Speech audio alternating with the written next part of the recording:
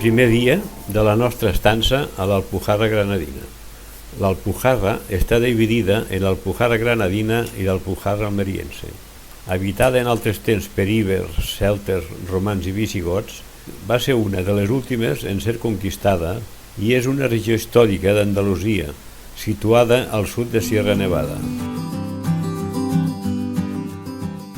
A l'entrada de l'Alpujarra Alta hi ha el poble de Soportújar, que significa lloc de porxos. Són una mena de passadissos que a causa de la inclinació del terreny fan que els carrers passin per sota les cases.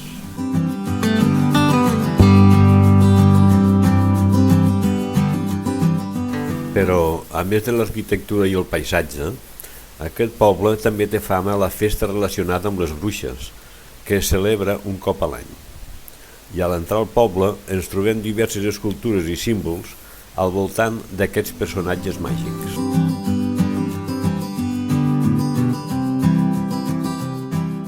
És de destacar des del punt de vista turístic que a Soportújar està ubicat el primer centre budista d'Espanya, fundat pel Lama Yesé en el turó de la Talaia i consagrat pel mateix Dalai Lama.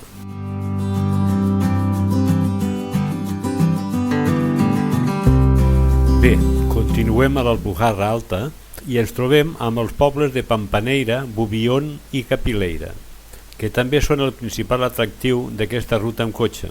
Els tres formen part de l'anomenat conjunt històric del barranc de Poqueira i que mantenen les construccions blanques realitzades pels àrabs amb els seus terraus, teulades planes, i els seus tinaus, passadissos de comunicació entre carrers o habitatges, realitzats en pedra i fusta de castanyer.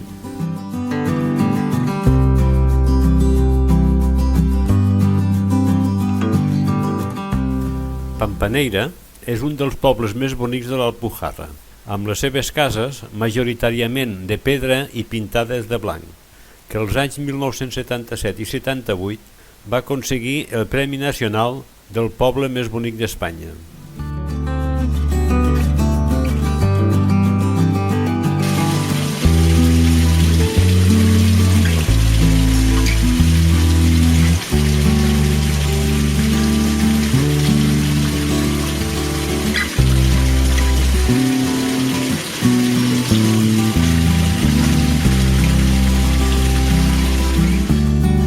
També hi trobem la Font del Cerrillo amb els rentadors àrabs, que varen servir d'escenari del rodatge de la pel·lícula Yerma, basada en la novel·la de l'universal poeta granadí Federico García Lorca.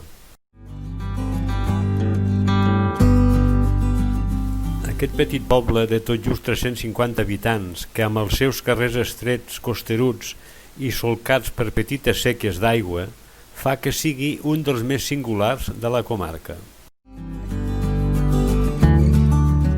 Després de Pampaneira ens trobem amb Bubión, una altra joia de l'Alpujarra. Els seus orígens es remunten possiblement a l'època dels romans, ja que en el segle XIX es van trobar restes d'enterraments d'aquesta civilització.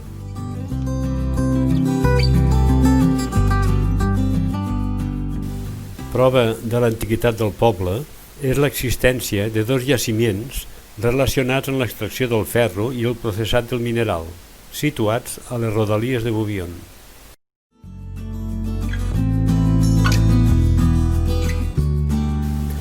Al segle XVI, Bubión va donar suport al rebel Aben Umeia, cap de la lluita contra l'opressió de què eren objecte els moriscos que es varen quedar a viure a l'Alpujarra, i després de ser derrotats varen ser expulsats, i el poble va haver de ser repoblat amb colons d'altres indrets de la península.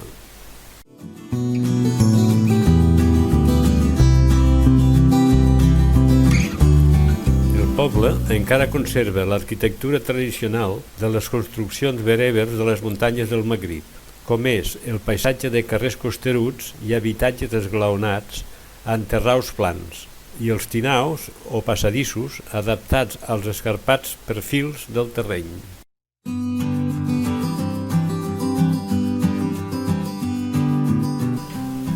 L'orientació del poble de Bubión cara al mar Mediterrani Aconsegueix que fins i tot a l'hivern les seves temperatures siguin suaus i la tranquil·litat i puresa del seu ambient amb l'agradable clima mediterrani han fet de Bouvion un refugi pels que busquen una manera alternativa de viure.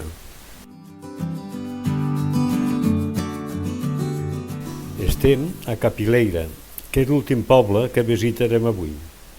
És petit i sembla gairebé de pessebre, però està catalogat com a conjunt històric artístic perquè es conserva tal qual d'integrat en el seu entorn.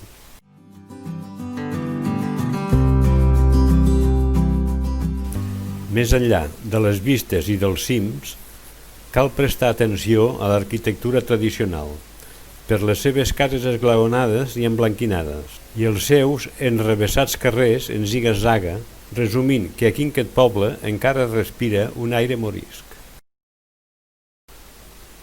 Molts podrien pensar que una vegada que s'ha visitat el Palau Nassarita de l'Alhambra, poc més queda per conèixer a la província de Granada.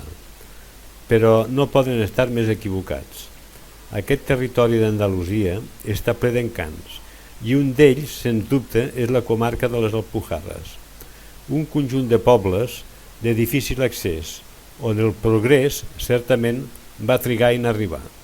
Aquesta condició està clar que tenia inconvenients, però al mateix temps va suposar un gran avantatge. És com si aquí el pas dels segles s'hagués detingut dècades enrere, de manera que podem trobar llocs que ens proposen un viatge a la història. Aquest és el cas de Capileira, una de les joies de la comarca.